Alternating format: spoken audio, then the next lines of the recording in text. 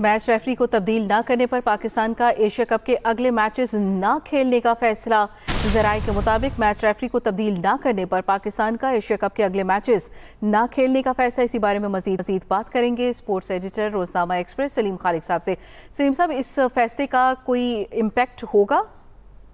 जी, Pakistan cricket board ने ICC और MCC को एक खत लिखा जिसमें कहा है कि जो मैच रेफरी जो है एंडी पाइकक्राफ्ट, उनको हटाया जाए और किसी दूसरे को तकर्रर किया जाए एशिया कप के लिए, क्योंकि वो बिल्कुल बाइस्ड रहे। उन्होंने इंडिया पाकिस्तान के मैच में टॉस के मौके पर सलमान अली आगा, पाकिस्तानी कैप्टन जो है, उनसे कहा कि हैंडशेक नहीं होगा जो इंडियन कप्तान है सूर्या कुमार यादव के साथ। उसके अलावा जब मैच खत्म हुआ तो टीम के जो मैनेजर है नवीद अकरम चीमा, उन्होंने टूर्नामेंट डायरेक्टर से जब इस हवाले से बात की तो उन्होंने भी कोई खास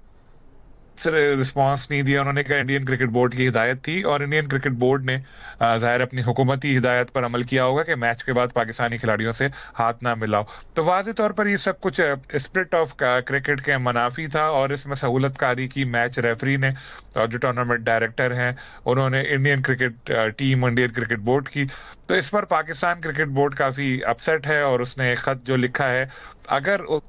उसके जवाब में नहीं कोई एक्शन लिया गया, आईसीसी ने रेफरी को चेंज नहीं किया, तो पाकिस्तान क्रिकेट बोर्ड गौर कर रहा है इस पर कि फिर जो एशिया कप के बाकी मैचेस हैं उनके लिए अपनी टीम को मैदान में नहीं उतारा जाए। तो ये सूरत हाल इस वक्त खराब से खराब तर होती जा रही है। जो इंडिया खेल में पॉलिटिक्स को लेकर आया तो हर थोड़ी देर बाद कोई ना कोई ऐसी अपडेट आ रही है और अब मामला जो है क्रिकेट से हट चुका है और ये दोनों ममालिक के दरमियान जो कशीदगी थी वो उसमें वाज़ेह तौर पर नजर आ रही है, जिसका जिम्मेदार इंडियन क्रिकेट बोर्ड है। और अब देखना यह है कि आईसीसी क्या करती है, क्या वो मैच रेफरी को चेंज किया जाता है या नहीं। और दिलचस्प बात यह है कि जो आईसीसी के सरबराह हैं जय शाह, उनका ताल्लुक भारत से ही है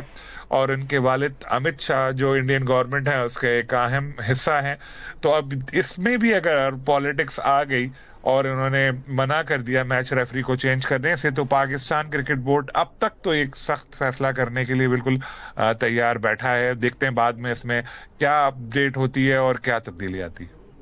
जी सलीम साहब, इससे पहले कभी इस किस्म की कोई सिचुएशन देखने में आई और आपको क्या लगता है कौंसिल कितना सख्त फैसला ले सकती है?